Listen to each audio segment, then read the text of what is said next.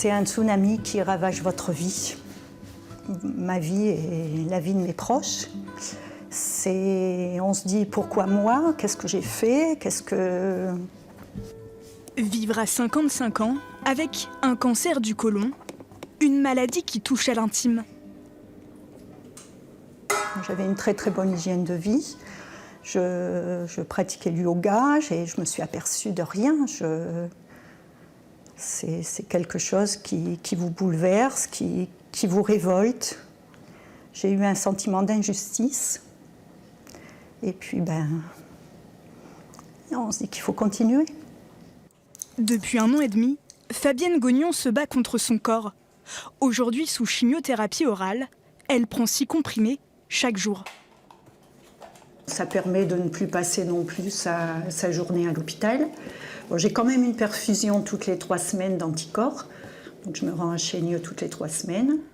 Une vie désormais rythmée par un cancer qu'elle croyait uniquement masculin. Je pensais que c'était un cancer réservé aux messieurs âgés, voilà l'image qu'on a de ce cancer.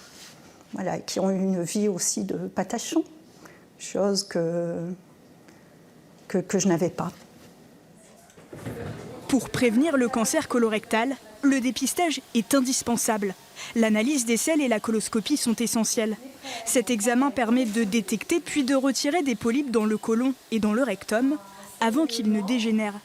Si la maladie se développe, plusieurs symptômes apparaissent.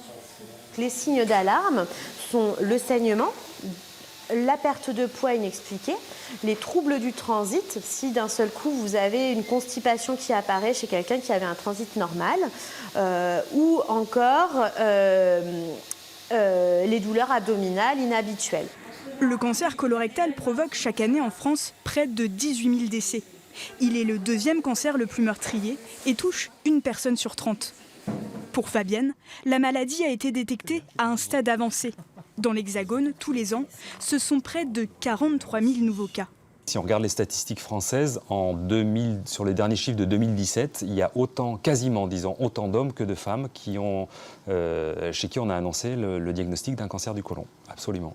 Et le cancer du côlon, le cancer colorectal chez la femme, c'est le 2e cancer après le cancer du sein. Quand le docteur Genet m'a dit que je n'en guérirais pas, qu'il fallait vivre avec cette maladie, c'est une maladie chronique, ça a été difficile, hein. Ça a été le 2e tsunami après l'annonce du cancer. Et puis, on a les traitements, on fait le nécessaire pour avancer. Si le cancer colorectal est détecté à un stade précoce, il peut être guéri dans 9 cas sur 10.